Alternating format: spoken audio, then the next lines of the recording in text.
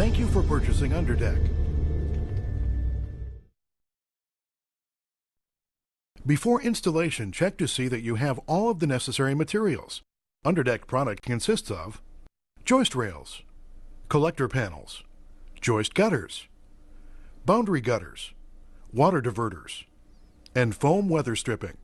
Additional tools and supplies needed for installation include tape measure, chalk line, square, utility knife, pencil, miter saw with a fine-toothed blade, straight edge, hammer or screw gun, 1 inch or 1.5 inch approved fasteners, a step ladder or a step surface, tin snip, gloves, safety glasses, silicone-based caulk, a smooth and level surface to work on.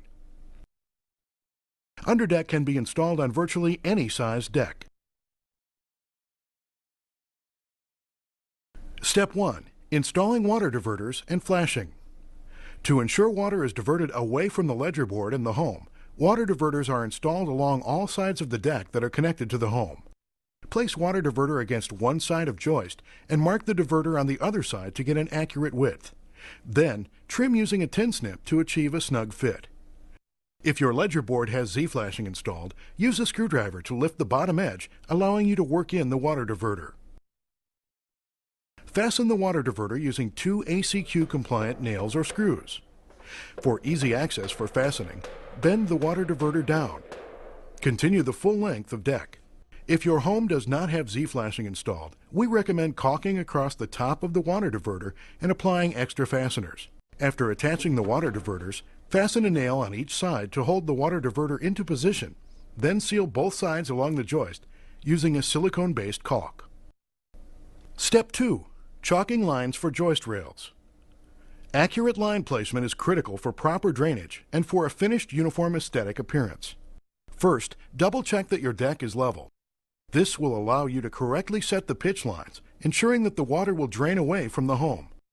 Start where your deck connects to the home at the ledger board. Place a mark on the joist 1 5/8 inches up from the bottom. Move to outside of deck, rim joist, and snap a chalk line from the bottom of the joist up to the mark that you've just made on the ledger board. Repeat this step on both sides of all main joists and on the inside of the edge joists. Step 3. Attaching joist rails. Attach your first joist rail 1.5 inches from the ledger board with the bottom of the joist rail on the chalk line. Attach using 3 ACQ-compliant fasteners. Locate and fasten each successive rail along the same line, maintaining a maximum 1.5 inch space between the rails for drainage. Repeat this step on both sides of all main joists and on the inside of the edge joists. Joist rails can be cut at the end of the joist to maintain the appropriate spacing. If you are installing a seamless gutter, remember to allow the appropriate space at the end of the last joist rail for proper drainage into the gutter. After the joist rail installation, it's recommended to apply tar tape along the inside borders where boundary gutters will eventually go. Apply the tar tape along the top edge of the joist rails to divert water into the boundary gutters. Make sure tar tape covers all nail holes and top side of joist rails. As an extra precaution, apply a bead of caulk to the top edge of the tar tape. Step 4. Attaching the collector panels. Measure the length of the joist space and cut collector panels 1/8 inch shorter than the measurement. Make the cut using a utility knife and a straight edge. To ensure that the end facing the house does not get caught on a joist hanger during installation, cut out a notch on each corner. For joist spaces that are narrower, it'll be necessary to trim the width of the collector panel. Simply measure the width of the space from the inside edge of one joist to the center of the next joist for your measurement. Do this at 3 points along the length of the joist for accuracy. Transfer your measurements to the collector panel and use a straight edge and a utility knife to cut the panel. Using a second set of hands to install the collector panel is preferred. Insert one long edge of the collector panel between the upper and lower flanges of the joist rails. Gently push the other side of the panel into joist rails, creating an arch. Raise the panel until you can set the other side into its joist rails. Work your way down to the other end of joist space. Do not allow the panels to flatten out. A consistent arch is necessary for strength and drainage. To achieve a tight, uniform fit along the ledger board, use a pencil to scribe the surface onto the collector panel. To do this, lay a carpenter's pencil flat against the ledger board and mark the line on the collector panel, then pull out the end of the panel and trim the piece by hand. Push the collector panel back, tight against the ledger board. The collector panel should now be a 1/4 inch from the end rim board to allow for expansion.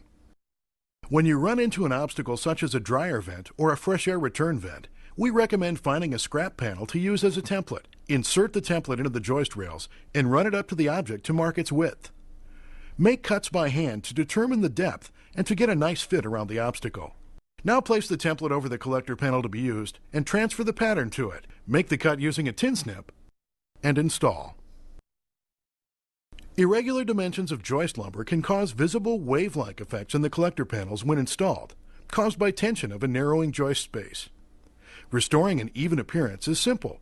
Just lift the affected portion of the collector panel out of its joist rail and shave off small strips until the buckling has been eliminated. Step 5. Installing joist gutters. Measure the length of the joist and subtract a 1/4 inch for expansion. If you are installing an end gutter, measure from the ledger board to a 1/4 inch past the end of the last joist rail. For cutting the joist gutter, we recommend using a saw with a fine-toothed OSB blade.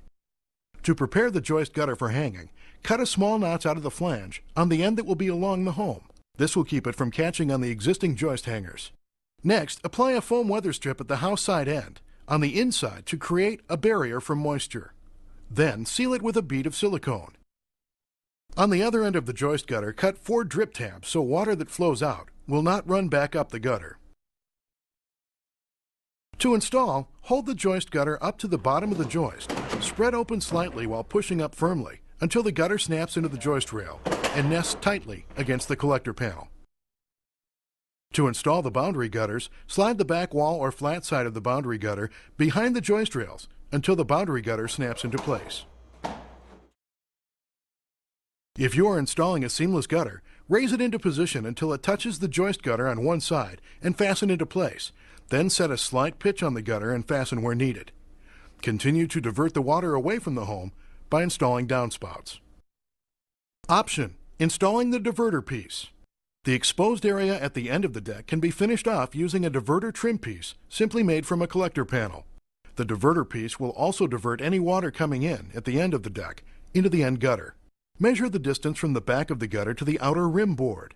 Using a collector panel, bend a 90-degree angle with an aluminum siding brake. Work the piece into position. Using an appropriate trim board, fasten into place. The system is now complete.